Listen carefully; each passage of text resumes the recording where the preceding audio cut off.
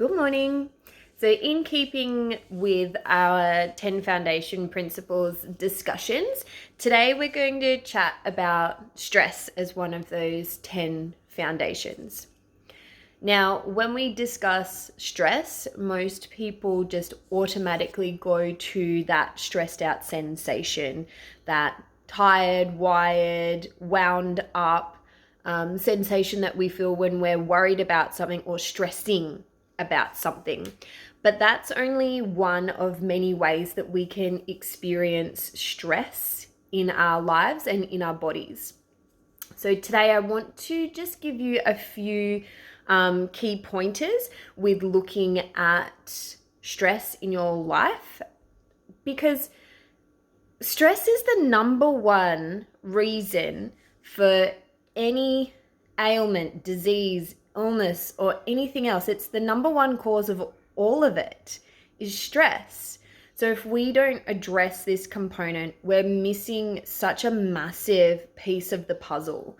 So with identifying stress, don't just look at that feeling of stress.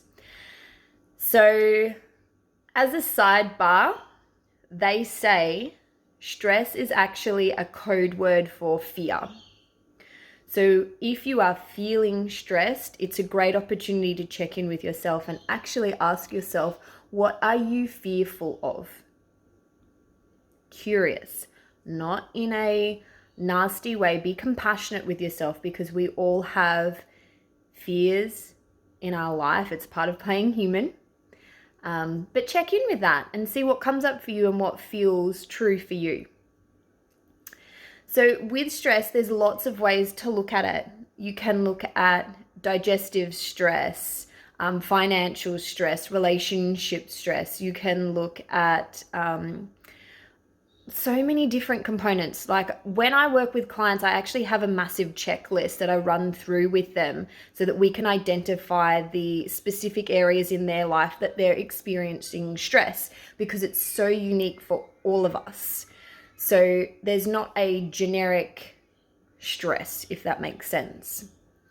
A few key things I want you to be able to think about today is twofold. So first of all, I want you to bring everything back to locus of control.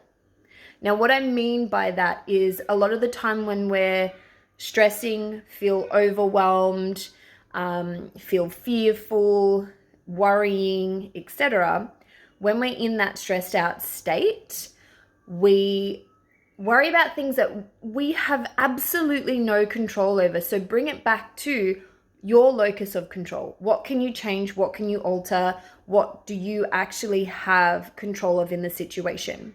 So it might be you can control your nutrition, because, for example, sugar is highly acidic. It adds to a lot of stress in your body. If you're dehydrated, you're going to be stressed because every single function in your body needs water to be able to function optimally. If you're overusing stimulants, whether it's caffeine, any sort of drugs like medical drugs or anything else, that's going to add stress. If you're on any type of regime that's adding stress into your life, like a fad diet, or if you have toxicity in the body, like a fungal or parasitic infection, everything that goes on in your life, bring it back to what can you control and what can you change. There's no point worrying about anything that's outside of your realm of control. Locus of control is the terminology for it. And while that might sound easy, it does take practice to bring it back to locus of control. So keep checking in with yourself. What can I control out of this situation? What can I actually do? What's in my power, in my hands? That's a great way to keep checking in instead of projecting outwards and focusing on what's happening externally to you. Bring it back to what can you actually do. Another key component with stress is looking at how you self-regulate. So there's so many ways that we can look after ourselves and check in with ourselves. So a really great key way to self-regulate is through meditation. Now, not everyone is great at meditation. I too find it really hard just to sit still and do nothing. I'm a really active person.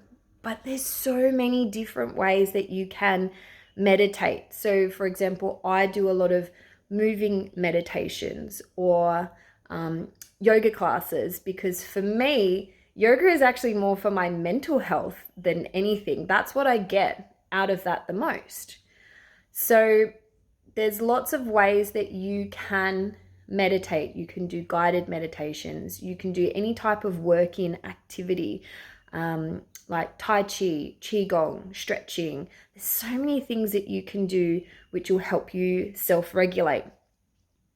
And I'm going to talk more about breathing in the actual breathing component. But for today, breathing is another way that you can control your stress levels, because from a spiritual standpoint, every single spiritual practice has breathing components. And the reason, well, one of the many reasons this is because breath anchors the soul into the body.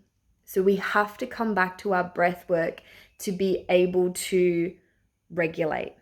So sometimes just as simple as really being present and taking a few deep breaths, it helps reset your nervous system. And I think that's really important with us too, because if we're always in that fight or flight state, then we're not sitting into calming our nervous system down. And that's what sometimes we just really need, is a few breaths to reset and re-regulate ourselves.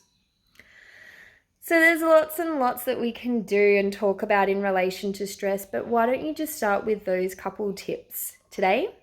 And reach out to me if you've got some questions about this. I know that stress is pretty prevalent on everyone's mind at the moment.